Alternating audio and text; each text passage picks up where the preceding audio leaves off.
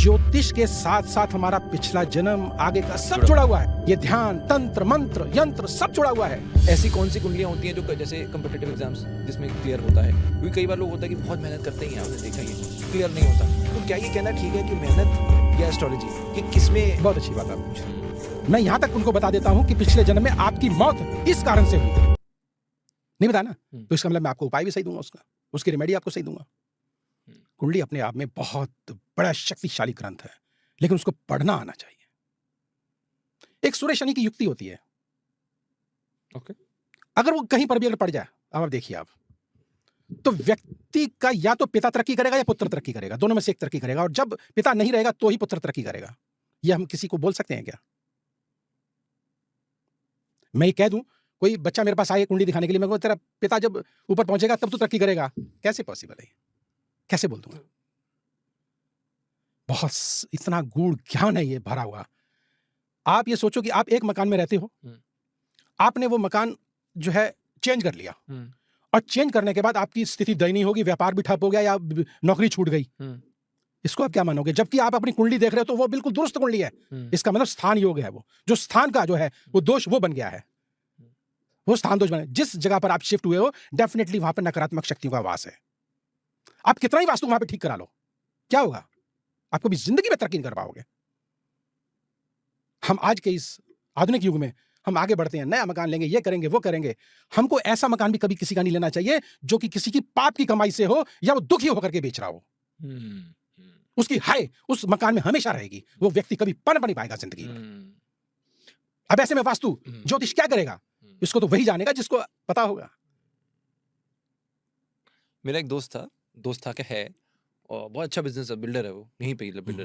तो उसका मतलब घर कम से कम 8 या 10 करोड़ का होगा, और पहले जहाँ रहता था चेंज करके वहाँ पे आया था।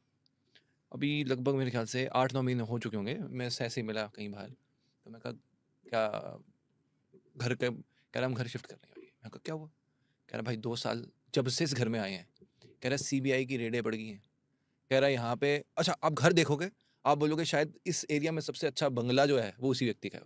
इतना पैसा लगाया उसने, बेस्ट आर्किटेक्ट, बहुत सुंदर है, अंदर से बहुत सुंदर है। पर कहता हाथ जोड़े ऐसे घर को, तो वो उसने मुझे बताया, कह रहा भाई पता नहीं क्या है, जब से इस घर में आए हैं ना तब से क्या हाई लगी हुई है, पता नहीं क्या है। तो अब उसने वो कह रहा भाई नुकसान हो रहा है हमें, पर हाथ छोड़ो, हम घर छोड़ के जा रहे हैं। बिल्कुल ऐसा होता है।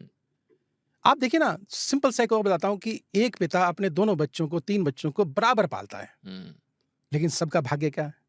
हाँ जी, ये तो अनिल अंबानी, मुकेश अंबानी, देख लो, है ना। तो इसलिए ये जो है ना, हम पीछे से जो है जुड़कर आए हैं। एक ग्रह है, मैं उस ग्रह का यहाँ पे जिक्र नहीं करूंगा क्योंकि मैं अपने गुप्त ज्ञान को भी किसी को देना नहीं चाहता, लेकिन हाँ आपको मैं क्लियर कर देता हूं कि व्यक्ति पिछले जन्म में, मैं बताता हूं कईयों को एग्जाम्पल, मेरे अगर सुन रहे होंगे तो जो मेरे से कुंडली दिखा चुके हैं, नो डाउट मुझे बता दें अगर मैंने कभी गलत कहा हो तो। मैं यहां तक उनको बता देता हूं कि पिछले जन्म में आपकी मौत इस कारण से हुई थी, और इस जन्म में भी आप उसी की प्राप्ति करने के लिए सारी जिंदगी भोगते रहते हो और भोग रहे हो आप। होता है ऐसा। Okay, interesting. अब आप देखिए, अभी हम कमेंट्स पढ़ने वाले हैं सबके। ज्योतिष के साथ साथ हमारा पिछला जन्म, आगे का सब जुड़ा हुआ है। ओके। ये ध्यान, तंत्र, मंत्र, यंत्र सब जुड़ा हुआ है। हम इसको बैलेंस कर सकते हैं, इस ऊर्जा को। अच्छा, डेफिनेटली कर सकते हैं, और माँ कामाख्या की कृपा से सब चीजें बैलेंस होती हैं। व्यक्ति करने वाला चाहिए और कराने वाला चाहिए। क्योंकि आपने कितने लोगों के साथ आपने उनको कंसल्ट किया है और कितने लोगों को आपने उनकी कुंडली देखी है, तो मैं उस रिस्पेक्ट में समझना चाहता हूँ जो स्टूडेंट्स होते हैं, क्योंकि बहुत सारे पेरेंट्स पॉडकास्ट देख रहे होंगे, जो स्टूडेंट्स हैं उनकी कुंडलियां कैसी होती हैं जो आपने एक्सपीरियंस किया, तो मुझे आप अगर कोई अपना ऐसा एक्सपीरियंस बता सके।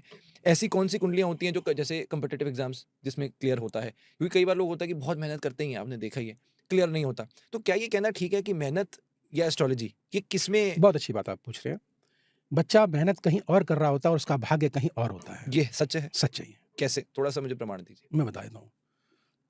हमारा अगर कर्म क्षेत्र 10th भाव है और वो शनि से संबंधित रखता है, ठीक है, और तो हमको कार्य शनि से संबंधित ही करने चाहिए। और अगर बुध अगर उसका अगर साथ में अगर आ गया तो डेफिनेटली वो व्यापारी बहुत बढ़िया बन सकता है, ट्रेडिंग बहुत बढ़िया करेगा। और अगर वो नौकरी के चक्कर में पड़ जाएगा तो वो तो दूसरे के लिए फायदा करेगा, खुद के लिए तो वही रहेगा, 2 पैसे का आदमी। अब वो कर क्या रहा है? नहीं मैं तो इंजीनियर बनूंगा, मैं तो इंजीनियर बनूंगा। ये नहीं पता कि तू इंजीनियर बन के कर क्या लेगा, जब तेरे भाग्य में बेटा ये लिखा है कि तू देश का राष्ट्रपति बनेगा। एक बात कर रहा हूँ एग्जाम्पल, तो तू कहाँ इंजीनियर की बात कर रहा है भाई? अपने आप को लोग पहचान ही नहीं पाते, देख ही नहीं पाते, समझ ही नहीं पाते। जनरली देखा है मैंने पेरेंट्स को, कहते हैं मेरा बेटा डॉक्टर बनेगा, मेरा बेटा इंजीनियर बनेगा, मेरा बेटा ये बनेगा, पैदा होते ही बोल देते हैं वो तो। बहुत बोल देते हैं, जबकि उनकी कुंडलियों में कुछ और ही होता है। अब क्या बना पाते हैं क्या? पॉसिबल ही नहीं होता। जिसने बनना वो झुकी झोपड़ी में भी बन जाता है। तो आप ये कह रहे हो कि पहले कुंडली देखकर ये पता लग जाता है Definitely, कि आप बिल्कुल। कौन सा पाथ चूज करो। कौन सा पाथ चूज करो। और देखो मैं ये कहूंगा फिर कि जब गर्म लोहा है उसको हथौड़ा मारोगे तभी वो शेप लेगा ना। हाँ। जब आपको पता है कि मुझे इस क्षेत्र में जाना है तो डेफिनेटली आप चलते चले जाओगे, आपका पाथ साफ हो गया, आपका कांटों भरा नहीं रहेगा आपका। आप जल्दी अचीव कर लोगे, इजिली अचीव कर लोगे। आपका भाग्य क्या क्या बोल रहा है देखना ही पड़ेगा। आपका कर्म क्या बोल रहा है, आपको आय किससे हो रही है। बेसिकली आय, देखो आदमी काम किस लिए करता है? चाहे नौकरी में जाए कहीं आय के लिए ना, पैसे तो आए। पैसे। तो आपकी आय का जो माध्यम क्या बनने जा रहा है, आपको कौन सा काम करना चाहिए? आप दूसरा कर रहे हो, क्या फायदा? अच्छा, इसको क्या ऐसे भी लिंक कर सकते हैं कि जो लोग जीवन में ज्यादा सक्सेसफुल नहीं हो पाते, डेफिनेटली वो कुंडली का दोष है? 100% बिल्कुल है, 100% है। और क्या ये क्योरेबल है? क्योरेबल है, किसी भी एज में? किसी भी एज में, किसी भी एज में क्योरेबल है। अगर आज मान लो मैं 45 साल का हूँ, हाँ, एग्जाम्पल, अभी तक जो था नहीं सही चला, तो आप ये कह रहे हो 45 साल में भी अगर राघव जी दूसरे की बात मैं नहीं करता, मैं अपनी बात करता हूँ। मैं बैंक करप्ट खुद हो गया था 2 साल पहले, 2020 में, जिस समय कोरोना आया था। मेरे पास उस समय 300 बच्चे मेरे पास काम करते थे। उनकी सैलरी मैंने 4, 5, 6 महीने जब दी तो मेरे हाथ जोड़ दिए थे। सॉरी, उससे पहले ये अपना था काल, वो जब नोटबंदी हुई थी। अब ठीक हो जाएगा, अब ठीक हो जाएगा। लेकिन अपने आप को मैंने खड़ा किया ना। उस वक्त आपके ग्रह कैसे थे, थोड़ा बताओगे? राहु की महादशा, और राहु मेरा उच्च का है। नो डाउट कि अप डाउन बहुत कराएगा, इधर उधर से पैसा बहुत दिलाएगा, और बेसिकली अध्यात्म से, क्योंकि वो भाग्य स्थान को देख रहा है। राहु आपने महादशा बोला, ये भी बहुत लोग पूछते हैं, क्या अर्थ होता है राहु की महादशा का? अगर शुभ अगर होगी तो शुभ फल मिलेंगे, अशुभ होगी तो अशुभ फल मिलेंगे। डिपेंड करता है कि आपकी बेसिक कुंडली में कौन सा राहु शुभ है अशुभ है। हाँ, ओके। सबसे पावरफुल प्लैनेट कौन सा आपके लिए? वैसे सभी इंपॉर्टेंट है, सभी पावरफुल है। पर जो आपने अगर ज्यादा कुंडलियों में देखा कि ये ज्यादा इफेक्टेड होता है? देखिए, सबसे ज्यादा इफेक्टिव मैं तो एक्चुअली में सूर्य और राहु को ही मानता हूँ। सूर्य को क्यों मानते हो? सूर्य क्योंकि वो पिता है, वो आत्मा है, वो, और उसी के इर्द गिर्द सारी ये उसके प्रकाश के साथ जो है ना, सब जो ग्रह जो है वो विलुप्त हो जाते हैं। सम्मान, प्रतिष्ठा, इज्जत वो सूर्य ग्रह देता है। ओके। कोई जनरल रेमेडी दे सकते हो? जैसे मुझे पता है कुंडली का टॉपिक इज क्लियर, बट कई बार लोग ऐसा मुझे बताया, जैसे हमने पहले जो पॉडकास्ट किया कि राघव 60% 40%, तो मैं 40% हो सकता है इफेक्टिव हो, 60% तो कुंडली पे छोड़ देते हैं। तो ऐसा कोई उपाय लोगों के लिए अगर आप दे सकें?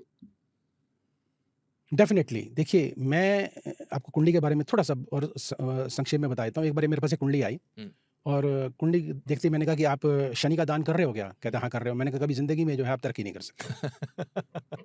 जबकि बेसिकली क्या होता है कि शनि हमारा भाग्येश है, हमारा शुभ ग्रह है। हम उसका दान अगर करेंगे तो डेफिनेटली अपना भाग्य किसी और को दे रहे हैं। शनि का दान का अर्थ क्या है?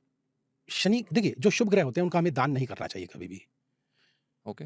हमें कभी अच्छे ग्रह जो हमारी कुंडली में है उसका दान हमें कभी नहीं करना नहीं चाहिए, क्योंकि हम अपना जो एक तरह भाग्य उसको दे रहे हैं, ठीक है ना। और जो बुरे ग्रह हैं उसका हमें दान करना चाहिए, उसका शुभ फल हमें प्राप्त तब होगा। ये दान का अर्थ क्या होता है? मुझे दान नहीं समझ आ रहा। जैसे शनि का दान, डोनेट करना। नहीं डोनेट करना। कहाँ डोनेट? जैसे मैं कह रहा हूँ मैंने पैसा दिया। बहुत बढ़िया बात की आपने, ये भी बहुत अच्छी बात है। देखिए, शनि जो है वो किसके अंदर है? शनि जो है गरीब लोगों के, अपाहिज लोगों के लिए, या मजदूर लोगों के अंदर बैठा हुआ है। तो ऐसे लोगों को दान करना आपके लिए उचित होगा। हाँ, एक बात और, एक बात और बहुत अच्छी बात आपने पूछी है कि शनि का हमारी कुंडलियों में किस स्थान पर बैठा हुआ है ये देखना भी जरूरी है। अगर अष्टम भाव पर अगर शनि बैठा हुआ है तो हमको जो दान देना है वो शमशान घाट में देना है, किसी वीराने में देना है। और अगर भाग्य स्थान पर बैठा है तो किसी धर्म स्थल में हमको दान करना पड़ेगा।